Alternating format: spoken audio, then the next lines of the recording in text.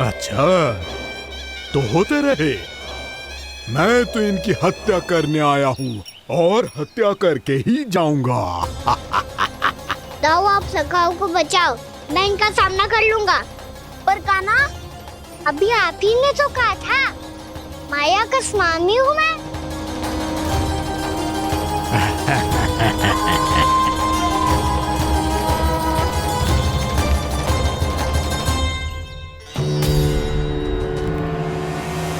ये तो मथुरा का व्यापारी है। इसको अर्थ वो जो था वो सच में छलिया हो तो कहीं वो नंदमोहन तो ना पहुंच गो। हमें शीघ्र ही गांव जाना पड़ेगा और सबको सावधान करना पड़ेगा। चल।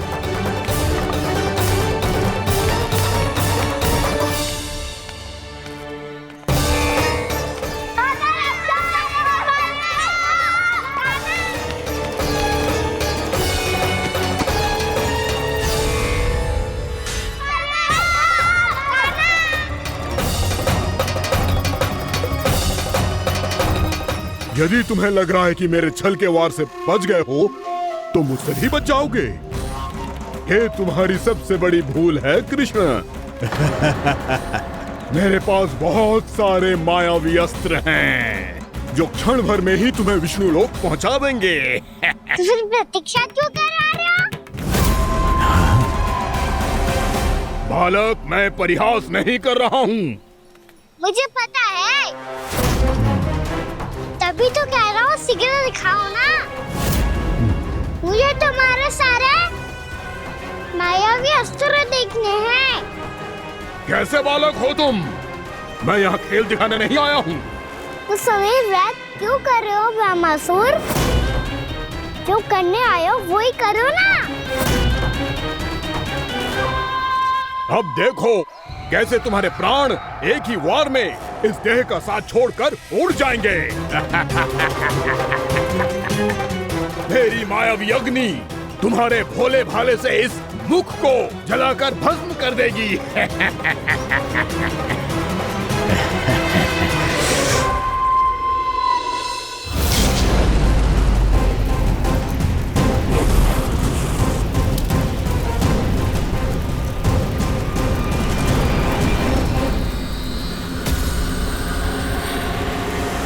कह रही हो ब्रह्मासुर? भोला भाला तो दिखता हूँ मैं। मैया भी यही कहती है।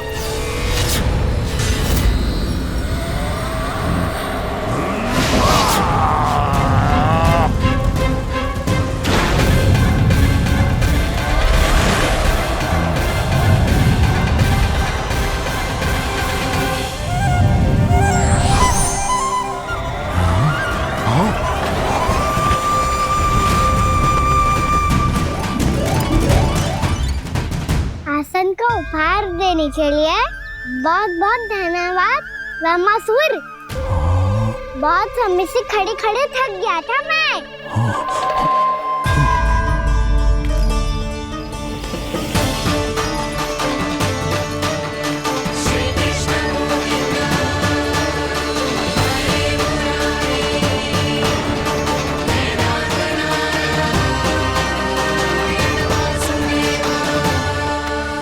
अगला अस्त्र दिखाओ ना। तुम्हारी यही जिज्ञासा आज तुम्हारा अंत करने में सहायक बनेगी, मूर्ख बालक।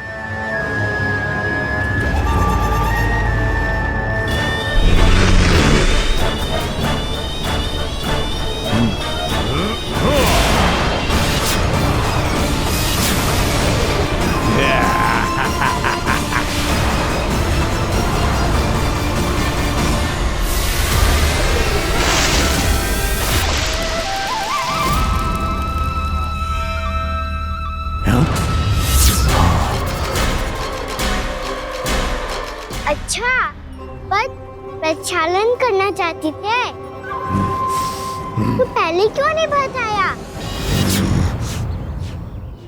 मुस्कुराना बंद करो। तुम्हारी ये हंसी मुझे कांटों की तरह चुभ रही है। पर मैया तो कहती है कि मेरी मुस्कुराहट फूलों की तरह है।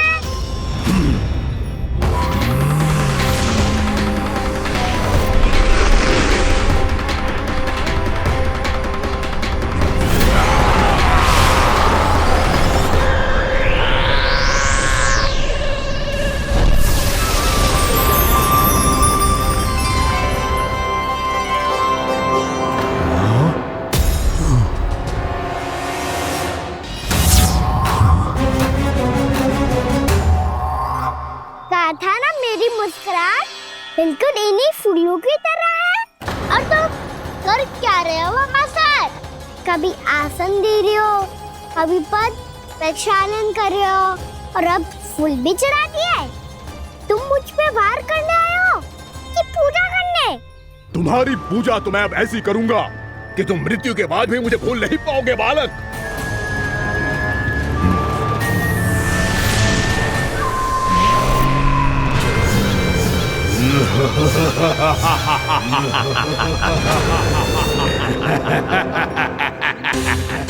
कान्हा, ये चट्टान तो मुझसे हिल ही ना रही।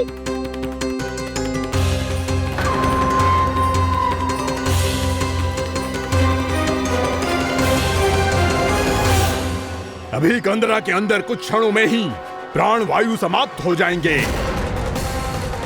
तुम्हारे सारे सखा एक एक कर अपने प्राण त्याग देंगे और तुम्हारा वध करूंगा मैं।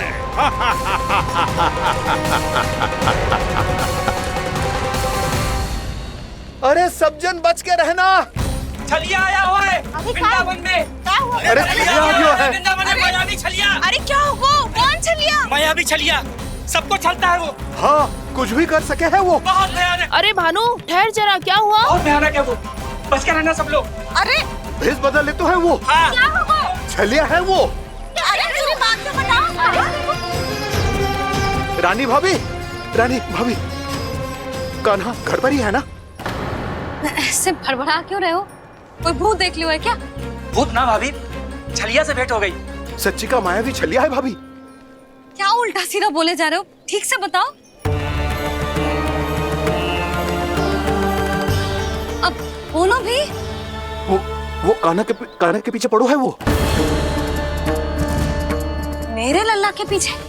हाँ रानी भाभी, हमारे अचेत होने से पहले हमने उसे ये कहते सुना था कि वो वृंदावन आने वाला है कान्हा से मिलने। हे नारायण, मेरे कान्हा की रक्षा करना। जसोदा जी, मायावी छलिए से बचना बालकों के बस की बात ना है। जीजी, बालक वन में अकेले हैं।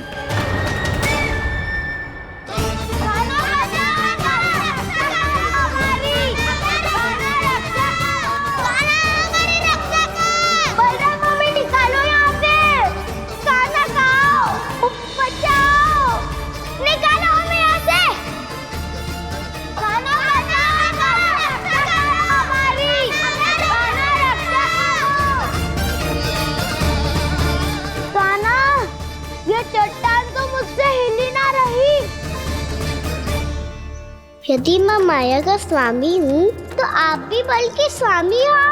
ताऊ, अपनी क्षमता, अपना सामर्थ्य स्मरण करो।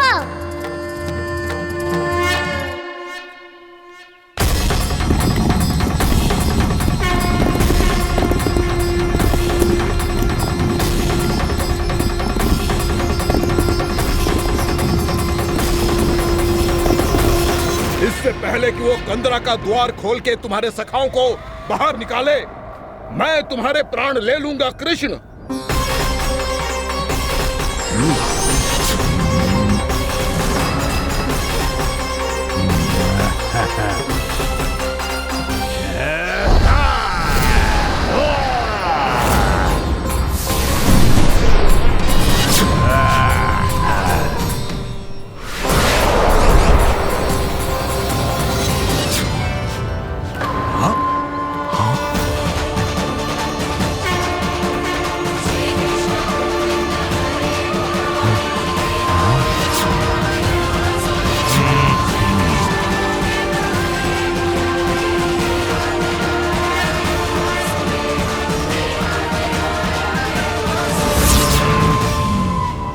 कितनी पूजा करोगे ब्रह्मासुर?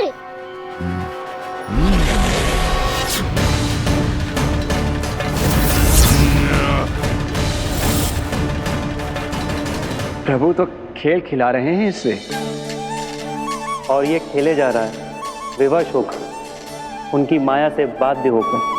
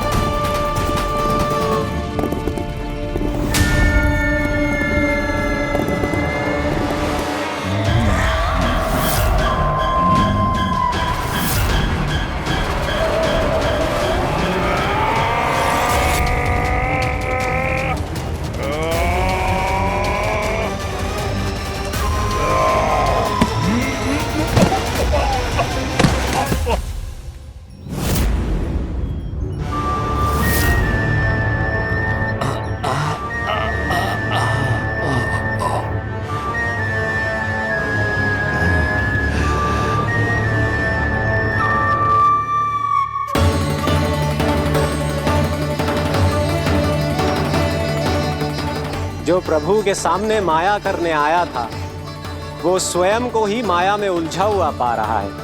नारायण नारायण। लो, अब तो तुमने दंडवत प्रणाम भी कर लिया, माया भी कथा भी उपहार में दे दी। तुम चाहते क्या हो वामासुर? मेरी शरण में आना है क्या?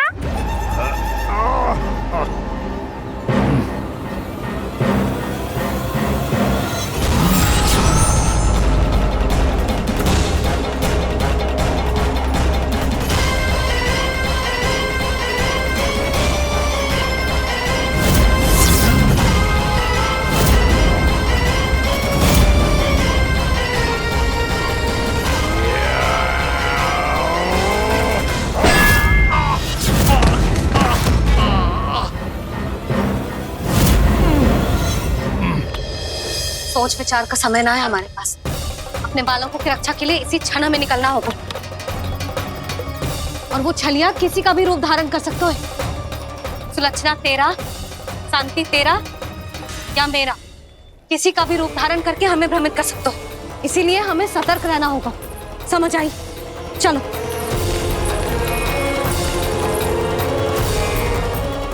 अभी भी समय है वामासुर, समझ जाओ। यदि मैया आ गई तो बात गड़बड़ हो जाएगी।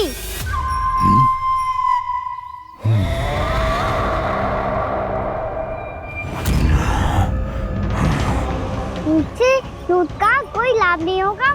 वामासुर, स्मरण करो तुम कौन हो। मायासुर का पुत्र हूँ मैं, अपने स्वामी महाराज कंस का सेवक हूँ, और तुम्हारा हूँ मैं काल।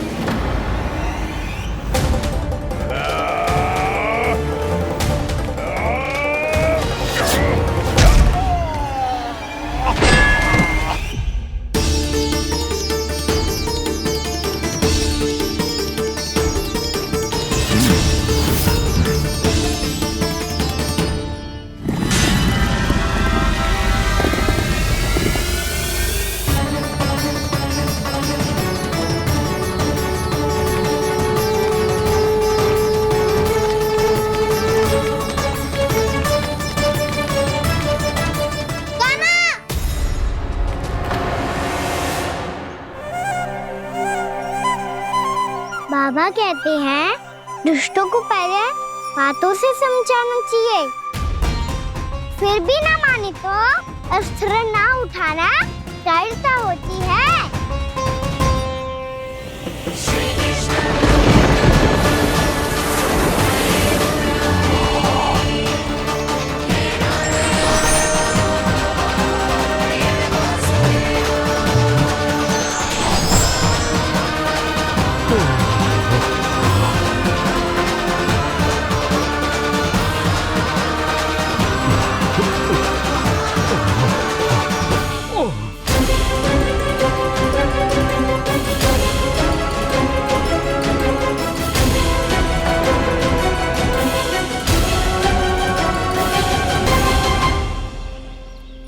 पता था मुझे, अपने बाबा के स्वरूप को हानि नहीं पहुंचाओगे। सही कही तुमने।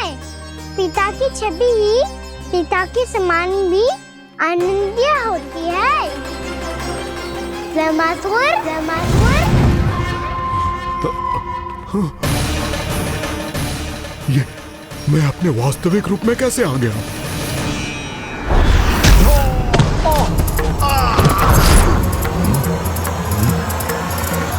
मेरे बाबा का स्वरूप नहीं लेना चाहिए था तुम्हें। मैया ने सिखाया है भूल को क्षमा किया जा सकता है, पर जानबूझ के किए गए अपराध के लिए दंड ही एकमात्र विकल्प होता है। ये बार बार अपनी मैया का नाम ले रहा है। यदि मैं वो स्वरूप लूं तो अपनी मैया पर वार नहीं कर पाएगा ये।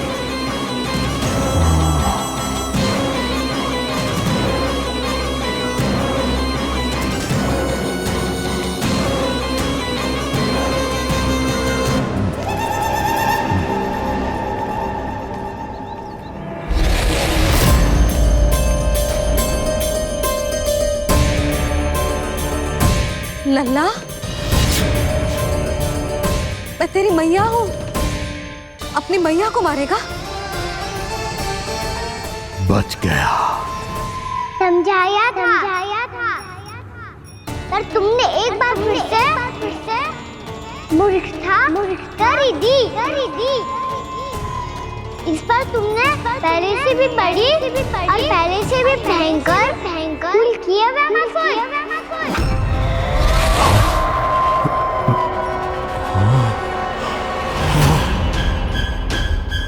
ये क्या हो रहा है मुझे? बार बार मेरा रूप क्यों बदल रहा है? ममता को समझे बिना अधिक समय तक मैया का स्वरूप हरण करके नहीं रख पाओगे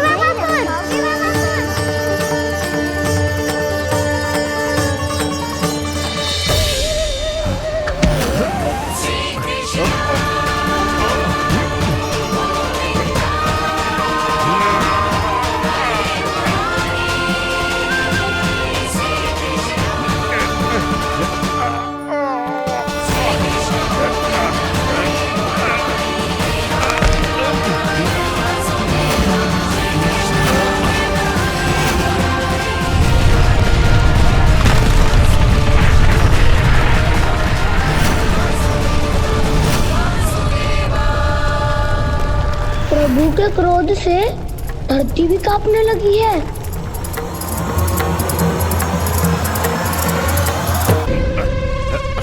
पुत्र को मारने के उद्देश्य से एक माँ का रूप लिया तुमने। ये ममता का और मेरी मैया का घोर अपमान है रामासुर।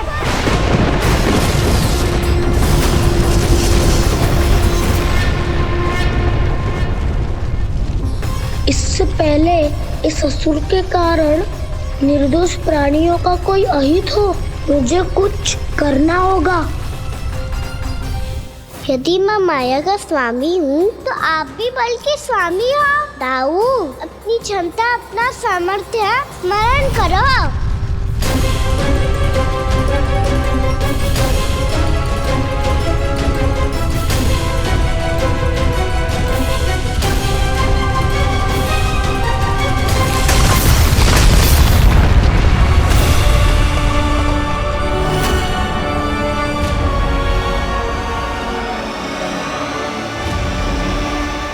अद्भुत बलदाऊ, अद्भुत। अपने बल का उचित प्रयोग करके आपने प्राणियों को हानि होने से बचा लिया और ये भी सिद्ध कर दिया कि इस युग में आपसे अधिक बलवान और कोई नहीं होगा। आज से आप बलदेव के नाम से भी जाने जाएंगे। आज से आप बलदेव के नाम से भी जाने जाएंगे। आपके चरणों का ये चिन्ह युगों युगों तक आपके बल की कथा कहता रहेगा। बलराम का चरण चिन्ह।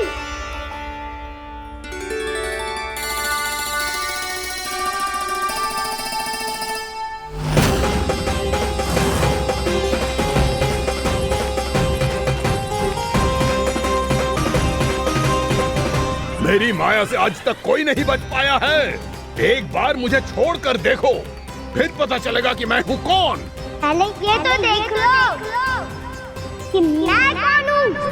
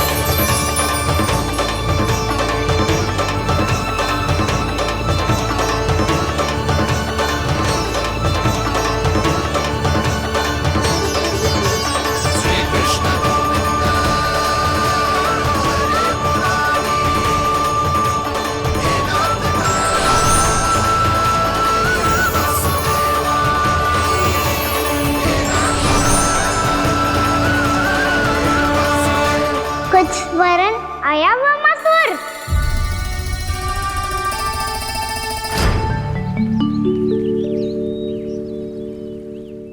बहुत समय पहले की बात है। बहुत बड़े भूमाकर राज करते थे तुम्हें महान राजा भीमम के नाम से जाना जाता था। सब कुछ था तुम्हारे पास, पर शांति नहीं थी। इसीलिए शांति की खोज में अपना संपूर्ण राज अपने पुत्रों को सौंप कर हिमालय पर्वत की ओर चल दिए। अनेक वर्षों की तपस्या के बाद तुम्हारे तप की कीर्ति चारों ओर फैलने लगी और फिर सच्चे तपस्वी के रूप में तुम्हारी ख्याति से प्रभावित होकर महर्षि उलट तुमसे भेंट करने आए। राजा भीमरथ, आपने ईश्वर की प्राप्ति के लिए सब कुछ छोड़ दिया, पर अपना अभिमान नहीं छोड़ पाए। इसीलिए मेरे आगमन पर सम्मान के साथ खड़ा होना तो दूर, मेरा अभिवादन भी नहीं किया। अभिमान तपस्वी का गुण नहीं होता है राजन, अभिमान राक्षसी गुण है। इसलिए मैं आपको श्राप देता हूँ कि आप अगले जन्म में एक राक्षस के रूप में जन्म लेंगे, एक राक्षस के रूप में जन्म लेंगे। मुझे क्षमा कर दीजिए महर्षि, मैंने जानबूझकर आपका अपमान नहीं किया है। मैं तो यहाँ पर शांति की खोज में आया था। अपने भीतर के संसार में गहरे सोच विचार में डूबा हुआ था मैं। मुझे क्षमा कर दीजिए महर्षि, मुझे क्षमा कर दीजिए। अपनी भूल का आभास प्रायश्चित की ओर पहला पग होता है। मैं अपना श्राप तो वापस नहीं ले सकता, परंतु आपको एक वचन अवश्य दे सकता हूँ। जब भी प्रभु नारायण का अवतार होगा, आपको उचित समय पे वो वरदान देंगे जिसकी आप लंबे समय से प्रतीक्षा कर रहे हैं।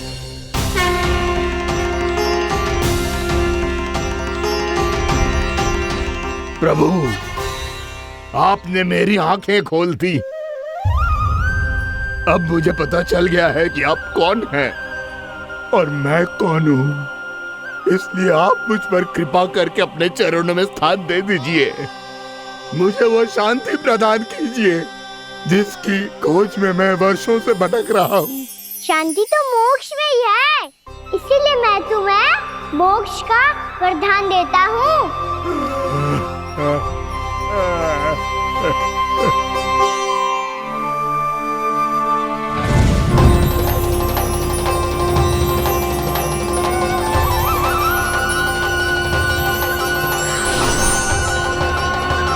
प्रभु की ये लीला सदैव स्मरण रखी जाएगी।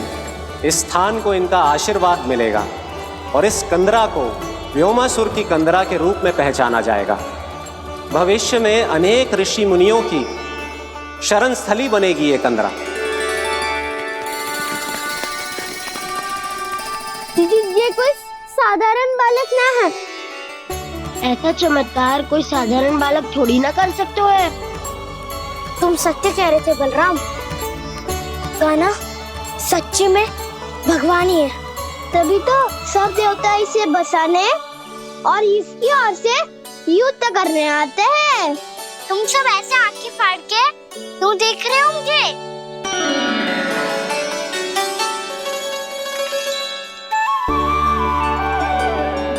बलराम, तुम बलवान हो और कान्हा भगवान है। दूर दूर तक कोई दिखाई न दे रहा है। ना जाने किस हाल में होंगे बालक। कहीं हम ही तो मार्ग ना भटक गए शीघ्रता के चक्कर में। अब तो एक पग भी ना चलो जा रहे हो। जल, किसी के पास जल है क्या? कंठ तो मेरा भी सूख रहा है मौसी। भाभी, निकट ही जमुना जी है, कहूँ तो वहाँ से जल ले आओ। मैं भी जा रही हूँ भाभी, एक से भले दो। हाँ चल, शीघ्रता से आओ। हाँ।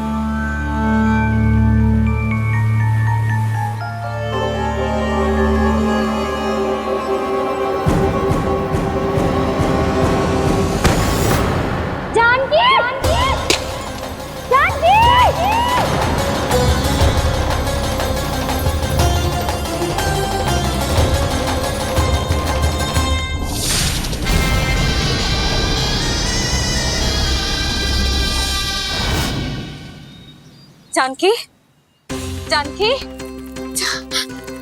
क्या होगा इसे? देखो ना जी, अब छलिया की सूचना मिलते ही हम सब बालकों को ढूंढने चली गई और ढूंढते ढूंढते सबको बहुत प्यास लगी आई जी। तो जानकी जमुना जी की नदी से जल लेने गई और उसने जमुना जी का पानी पिया और उसकी जेदशा हो गई।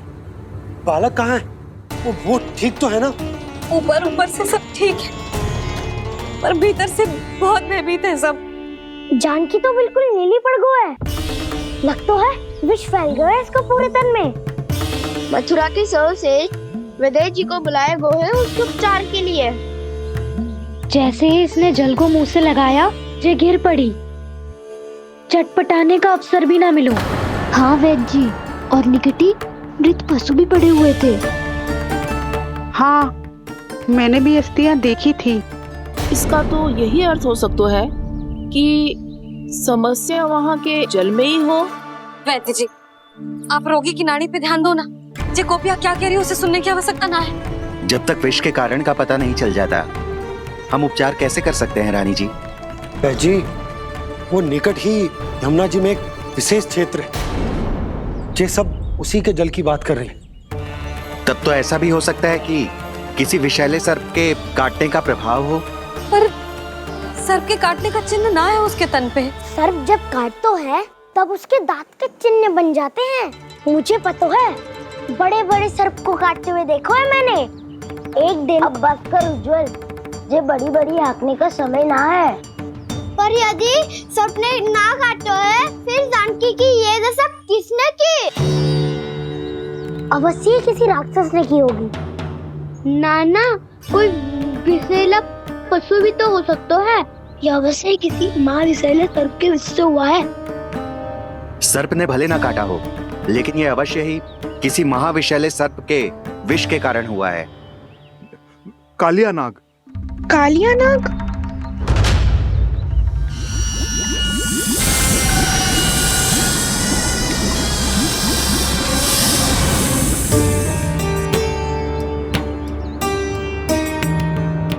संकेतों से तो ऐसा लगता है कि जानकी ने कालिया नाग के क्षेत्र के विशाल जल पी लियो है।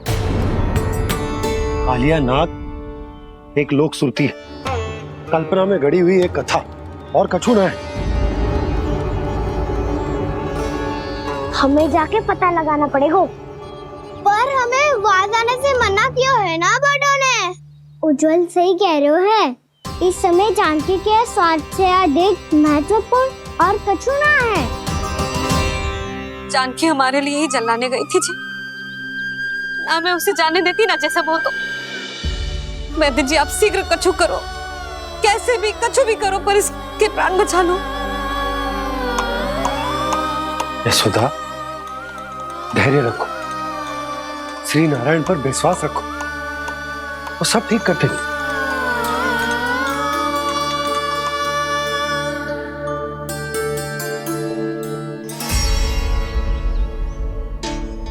विष की काट की मेरे पास जितनी जड़ी बूटी थी, मैंने सब अर्क बना के पिला दी, पर इसकी दशा में अभी तक कोई सुधार नहीं दिख रहा है।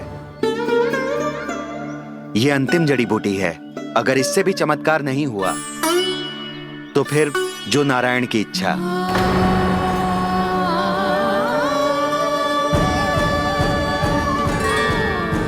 पर कोई तो उपाय होगा जानकी को बचाने का। कान्हा, यदि तुझे किसी औषधि के बारे में पता है, हमें बता दे, हम जाके ले आएंगे।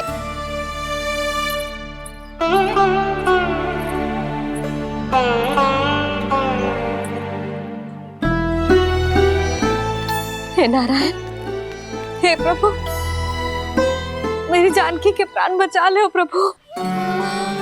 या तो मैं अपने आप को कभी क्षमा न कर पाऊंगी। ये सारी मेरे ही कारण बनाई थी। उसकी रक्षा करो प्रभु, मेरी पुकार सुनो। कान्हा, तूने हमें वत्सासुर से बचाया था ना? और बकासुर से भी तो। और छलिया से भी तो तूने ही बचाया था ना हमें? क्या ऐसा कोई उपाय ना है जानकी को बचाने का? धनवंतरी,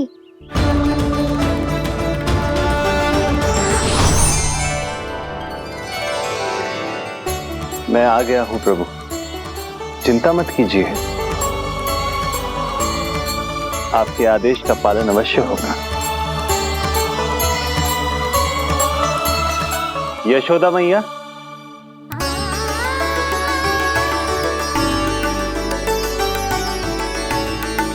मैया आपको कोई पुकार रहा है।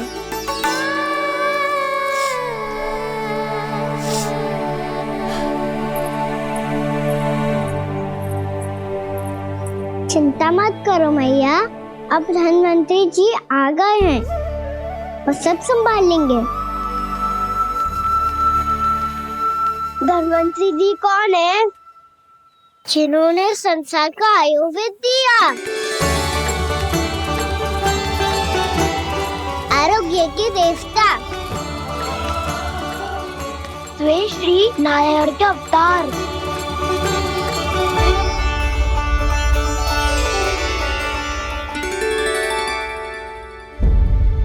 मुझे पता चला है कि आपको वेद की आवश्यकता है। हाँ हाँ, भीतर आइए। आइए आइए बैठे जी। जी रहे। मथुरा का सर्वश्रेष्ठ वैद्य अर्थात मैं यहाँ आ चुका हूँ और रोगी को जितनी औषधि की आवश्यकता थी सब दे चुका हूँ। निश्चित रूप से आपने विष की काट के लिए बहुत ही उत्तम अर्क तैयार किया है, इसीलिए किसी और वैद्य की आवश्यकता नहीं है। किंतु आप अकेले कितना कुछ करेंगे वैद्यराज, मुझे अपना सहायक ही बना लीजिए। पर जो करना था मैं पहले ही कर चुका हूँ। हाँ, वो तो आप कर चुके हैं, बस रोगी के तन से विष निकालना शेष है ना वैद्यराज? हाँ हाँ, बस वही शेष है। इनके रक्त को विष रहित करने में मैं आपकी सहायता करूंगा। पहले ये संजीवनी मानी जाने वाली इन लाल फूलों की बूटी को भी घिसना है ना?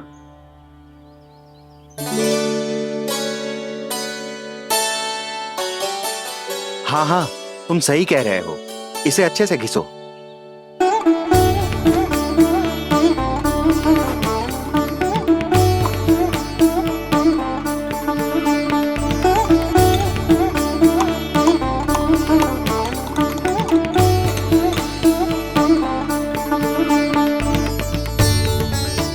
और ये नीले फूलों को भी तो मिलाना है ना? हाँ हाँ, अच्छे सहायक बन सकते हो तुम, ऐसे ही श्रम करते रहो।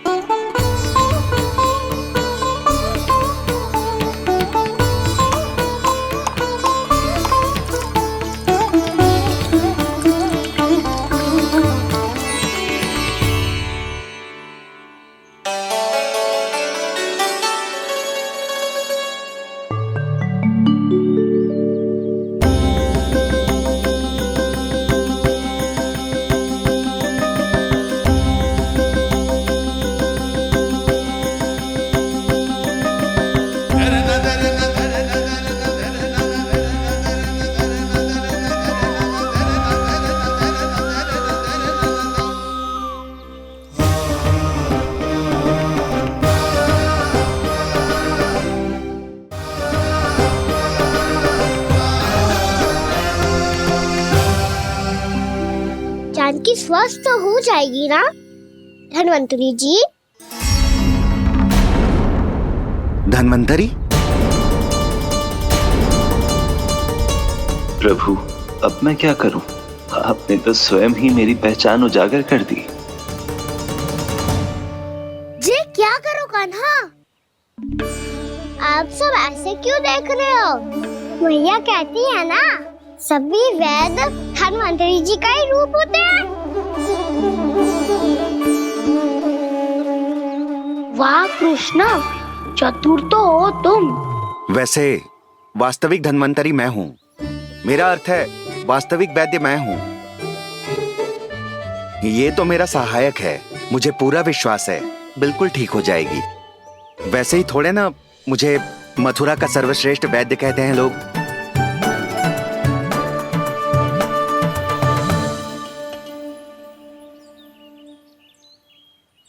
जसोदा भाभी, जसोदा जी, जानकी को चेतना आ गई। जानकी, जानकी, जानकी, तू ठीक है ना? क्षमा करना भाभी, मैं आपके लिए जल ना ला पाई। बस बहुत भूख लगी है। मैं अभी कछु लाती हूँ। जानकी, माखन खाओगी?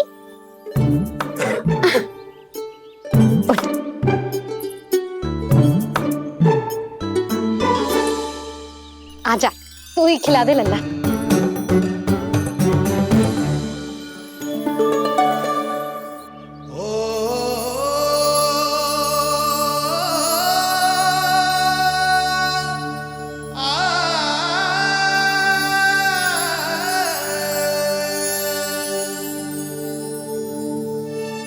तुम सब मेरे लल्ला को माखन चोर कहती हो ना?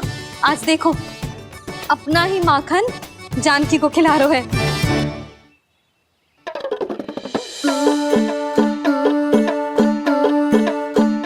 थोड़ा और विश्राम कर लो। सदैव तुम हम सबकी सेवा करती हो, आज मैं तुम्हारी सेवा करूंगा। जानकी की जिज्ञासा तब हुई जब जय यशोदा काकी की सेवा कर रही थी, और अब देखो स्वयं भगवान ही इसकी सेवा कर रहे हैं। जानते हो इससे क्या सिद्ध होता है?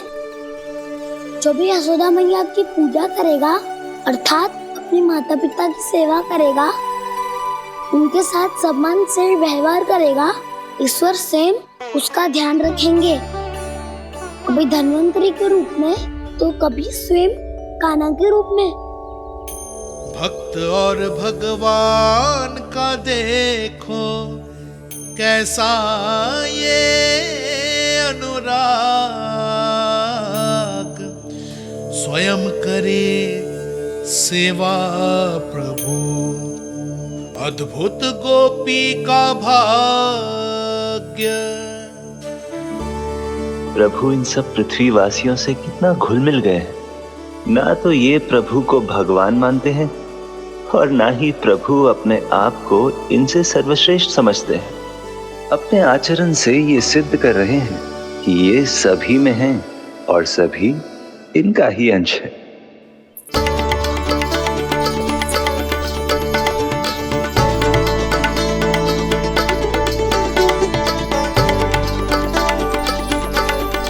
प्रभु, अब मुझे जाने की आज्ञा दीजिए।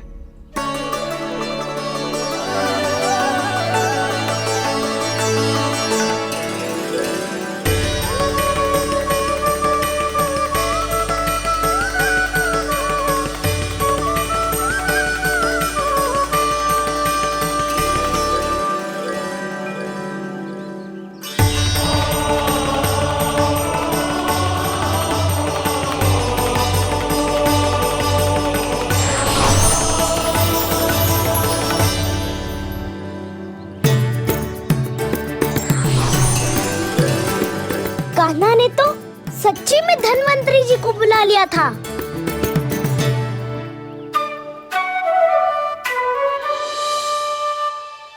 जब से कान्हा का जन्म हुआ है ना, मैं तब से देख रही हूँ, तब से हम पे कोई भी संकट आती है ना, तो अचानक से कोई अपरिचित हमारी सहायता करने आ जाता है, और जाते समय कान्हा की आज्ञा लेके जाते है, और कभी कभी तो इसे प्रभु बोल के जाते है। बाबा संभालो।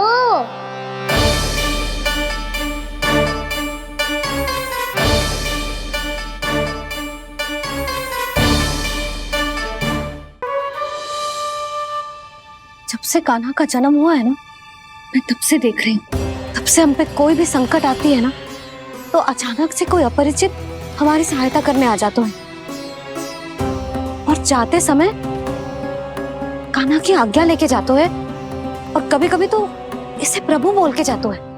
बाबा संभालो। यशोदा, इस जानकी को चढ़ो है और विचित्र विचार तुम्हारे मन में है। अरे सब जानते हैं कि हमारा परिवार राजसी, तुम्हें पता ना चल तो हो पर हमारे कान्हा को सब राजकुमार ही समझते हैं देखकर। इसीलिए उसे सम्मान देने के लिए सब ऐसा ही करते हैं, और कोई बात ना है।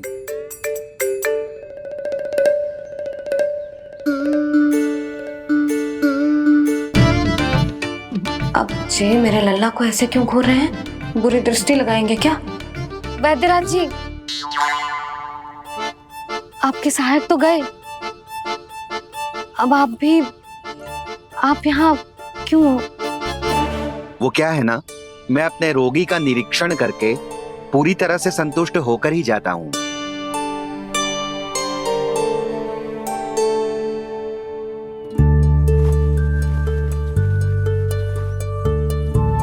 हाँ, संकेत तो अच्छे हैं, कल सुबह तक बिल्कुल ठीक हो जाएगी। धन्यवाद वैद्य जी।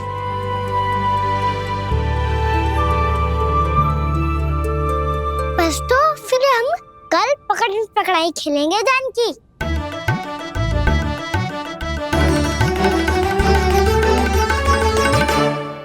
भानु, बंसी, जाकर उस क्षेत्र के चारों ओर बाड़ बनवा दो और वहां सूचना पट्ट भी लगा देना, ताकि जानकी के साथ जो हुआ है वो किसी और के साथ ना हो।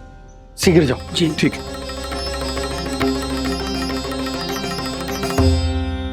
बाड़ और सूचना पट लगवाने से समस्या का समाधान नहीं होगा बाबा। निर्दोष पशु सूचना पट देख कर भी कुछ समझ नहीं पाएंगे।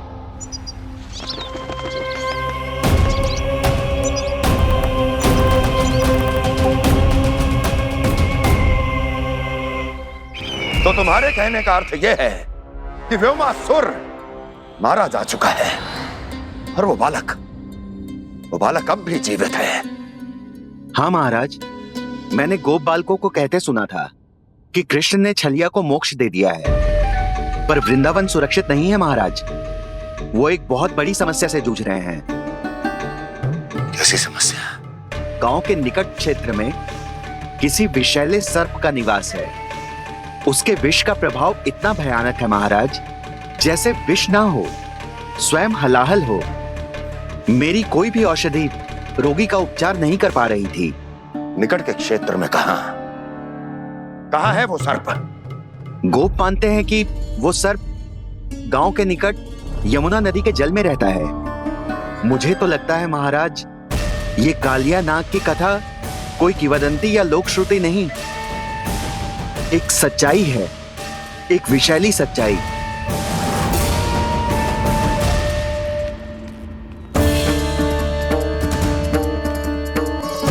कालिया का सामना करने का समय आ गया है, पर उससे पहले मुझे बुलाना होगा उन्हें।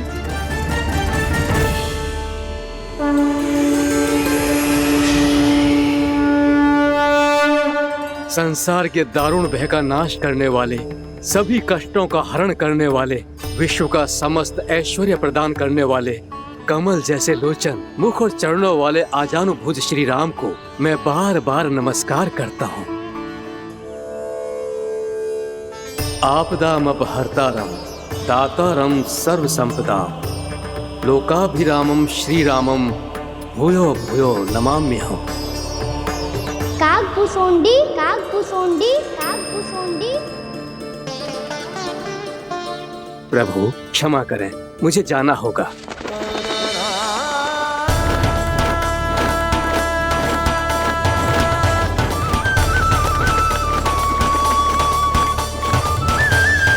प्रणाम प्रभु।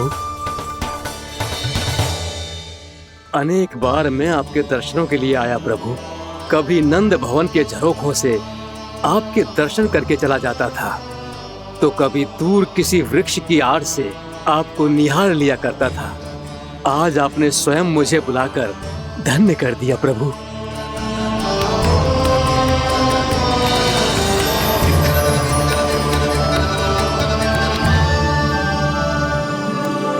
मैंने आपको यहाँ एक विशेष कारण से बुलाया है।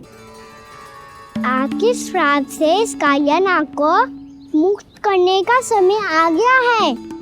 ये तो बहुत ही उत्तम समाचार है प्रभु। इतने वर्ष बीत गए, मुझे आज भी स्मरण है वो दिन जब मैंने उन्हें श्राप दिया था। अपने क्रोध पर नियंत्रण खोकर बहुत बड़ी भूल कर दी थी मैंने प्रभु। बीती हुई घटनाओं पर दुखी होके कोई लाभ नहीं है। हमें भविष्य की ओर देखना होगा।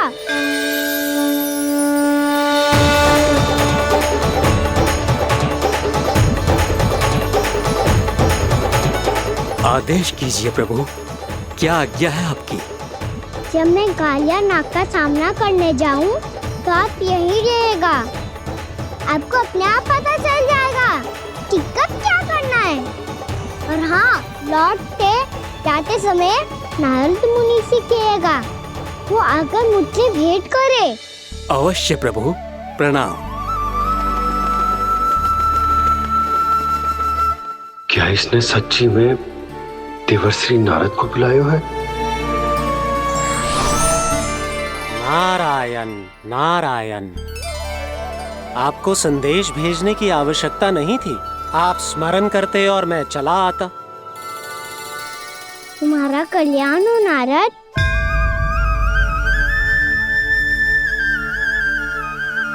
मैंने तुम्हें एक विशेष कार्य के लिए बुलाया है। आज्ञा दीजिए प्रभु। तुम्हें एक बार फिर कंस से भेंट करनी होगी। विचार कीजिए महाराज, क्या आप बिना किसी शंका के कह सकते हैं कि कौन सी पंखुड़ी पहली है और कौन सी आठवीं? उस दुष्ट से भेंट करना स्वयं कीचड़ में उतरने के समान है प्रभु।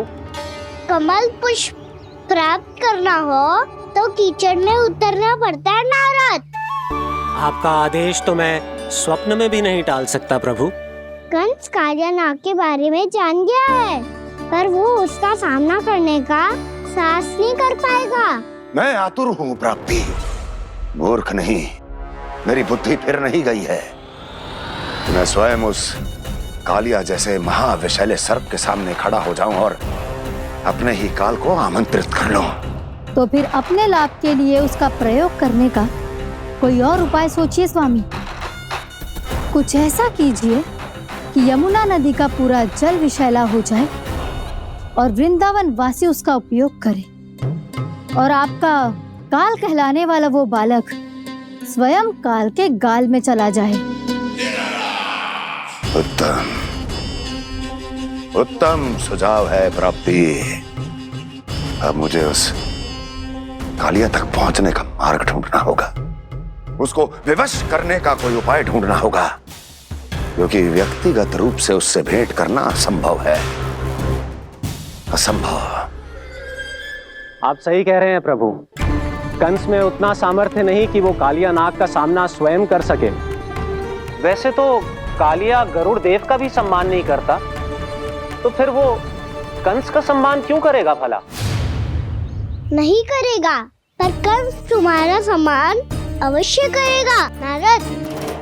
तुम्हारी बातें भी सुनेगा और मानेगा भी। ये मेरी योजना का बहुत ही महत्वपूर्ण भाग है। तुम कंस के पास जाओ और कहो कि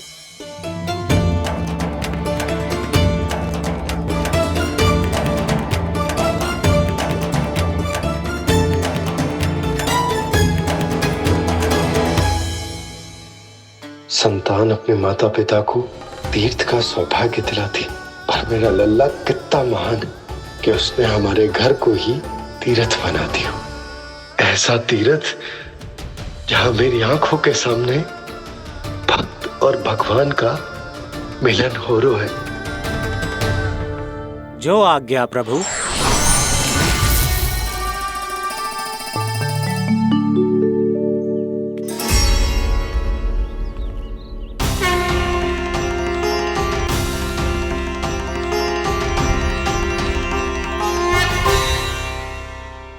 बाबा, कान्हा, ये सब क्या चल रहा है? पहले काक भुसुंडी जी और फिर नारद जी, क्या योजना बना रहे हो तुम? कान्हा, बता ना लल्ला, क्या सोच रहे तू? कान्हा देख, अगर तुझे अपने बाबा को ना बताना हो ना, तो अपने भक्त को बता दे। क्या सोच रहे हो लल्ला? क्या करने वाले हो आप?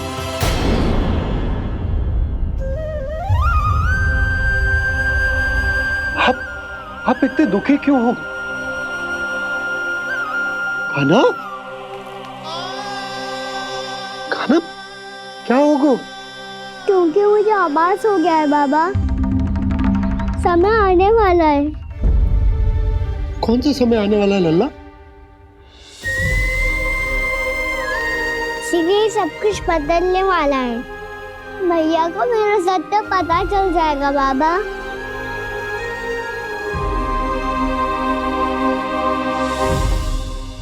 पर लल्ला, इसका काग भुसुंडी और कालिया नाग से क्या संबंध है? ऐसा क्या हुआ था और क्या होने वाला है?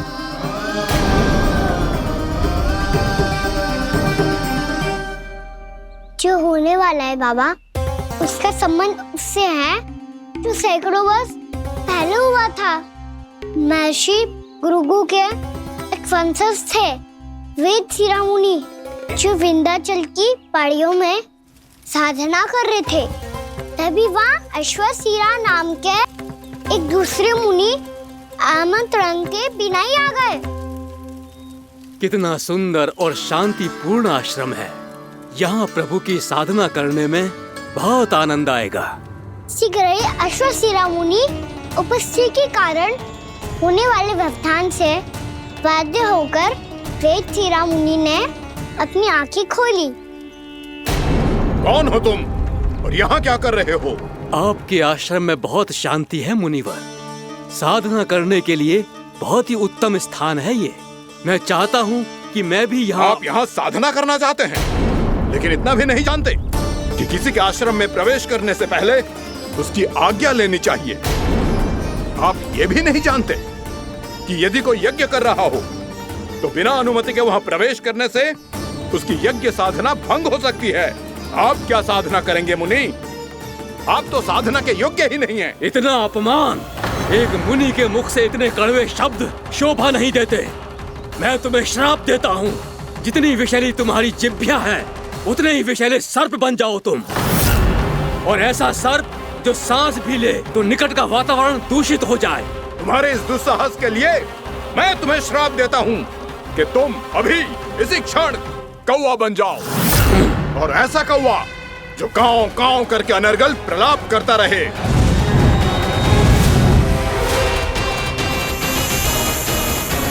ये मैंने क्या किया? ये मैंने क्या किया? क्रोध के कारण दोनों ने एक दूसरे को श्राप दे दिया। पर दोनों ही मेरे भक्त थे, और भगवान होकर मैं अपने भक्तों को इतनी कठिनाई में कैसे देख सकता था। इसीलिए जिस संकट में उन दोनों ने अपने आप को फंसा लिया था, उसका समाधान करने में मैं उनके पास गया। देखिए ना प्रभु, ये क्या हो गया हमसे? हमारी रक्षा कीजिए प्रभु, मार्ग दिखाइए हमें। क्रोध पर नियंत्रण ना होने के कारण आप दोनों ने एक दूसरे को बहुत ही भीषण संकट में डाल दिया है। अब दोनों ही तपस्वी, तप के बल से दिए गए आपके श्राप को लौटाना भी संभव नहीं है। प्रभु, कोई तो उपाय होगा, हम आपके शरण में हैं प्रभु। अपराध तो हमसे हुआ है प्रभु, पर अब आपसे ही आशा है। कुछ ऐसा कीजिए भक्त वत्सल, जिससे हम दोनों के श्राप का प्रभाव कुछ कम हो जाए। आप दोनों ही मेरे भक्त हैं, इसलिए आपकी पीड़ा का निवारण करने का एक उपाय है मेरे पास। वेद शिरोमुनि, जब आप कालिया नाग बनेंगे तो आपको मेरे चरणों को अपने शीश पर धारण करने का सौभाग्य मिलेगा। और अश्व शिरोमुनि, आप काग योनि होने के बाद भी आप श्रेष्ठतम ज्ञान और सर्वाधिक यौगिक सिद्धियों के स्वामी होंगे और प्रवचन दिया करेंगे। इसके बाद अश्वशिरा मुनि काकभूषुंडी बन गए, जिन्होंने आगे चलकर स्वयं गरुड़ देव को रामायण सुनाई। और मुनि वेदशिरा महर्षि कश्यप और देवी कत्रियों के पुत्र कालियानाग बनकर जल में। और अब वही कालियानाग जमुना जी में, जिनके कारण जानकी के प्राण लगभग चले ही गए थे। अब कालियानाग को उचित स्थान पर भेजने का समय आ गया है बाबा। पर ये तो अच्छी बात है कान, वेदशिरा मुनि को दिया हुआ तुम्हारा वचन भी पूरा हो जाएगा, जमुना जी की शुद्धि भी हो जाएगी। इस सब के बाद भी तुम दुखी क्यों हो? क्योंकि इसके बाद मैया के सामने मेरा रहस्य खुल जाएगा बाबा। उन्हें पता चल जाएगा कि उनका बालक कोई साधारण बालक ना है। भविष्य में जो होने वाला है उसे सबके सामने घटने से रोकना मेरे लिए भी संभव ना होगा। मैया को सब पता चल जाएगा। क्या पता चल जाएगा रे मुझे?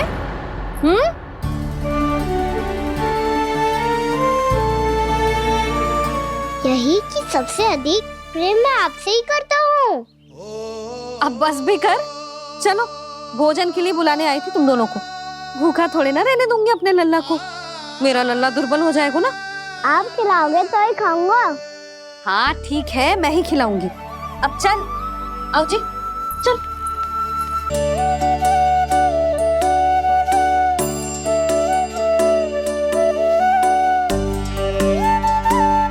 मैया खेलो ना मेरे साथ। मैया सुनो ना, मेरी बात ना मानोगी? अभी बहुत कार्य पड़े लल्ला, देख जानकी को औषधि भी देने जानो है ना। औषधि मैं दे दूंगा, फिर तो खेलोगी ना आप मेरे साथ? पिछले कुछ दिनों से अपनी मैया का अधिक से अधिक प्रेम पाने का प्रयास करो है कान्हा। इसका तो एक ही अर्थ हो सकता है कि कछु बहुत बड़ो होने वालों है। कान्हा रुक जा लल्ला। कान्हा क्यों तंग कर रहा है? मैया को पहन लेना। कान्हा, कान्हा, ये क्या करो तूने?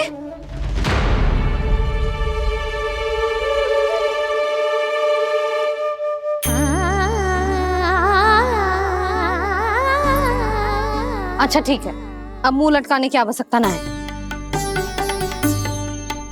ये ले।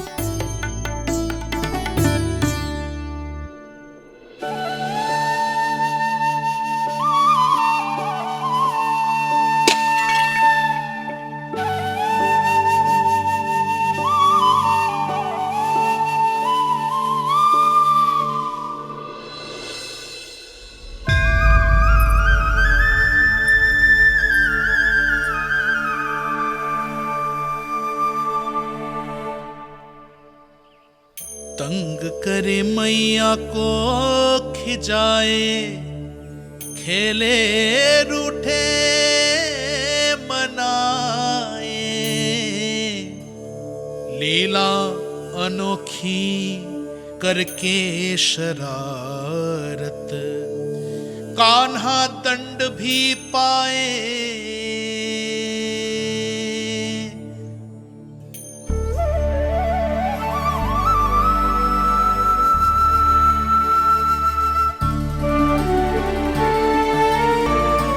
रूठना मनाना, खेलना खिलाना, पहले शरारत करके क्रोध दिलाना और फिर क्षमा मांग लेना, ये सब जानबूझकर कर रहे है कान्हा। जैसे जीवन भर के लिए अपनी मैया की ममता को अपने हृदय में समेट कर रखना चाहते हो। कैसे कैसे करूं उस कालिया से मित्रता, कैसे करूं उसका उपयोग?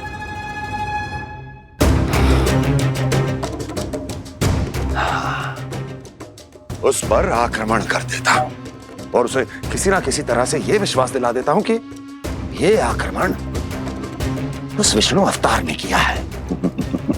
फिर वो क्रोध में आकर सारे वृंदावन वासियों को अपने विष से समाप्त कर देगा। उचित है, ये उचित है। नारायण हरि, नारायण हरि।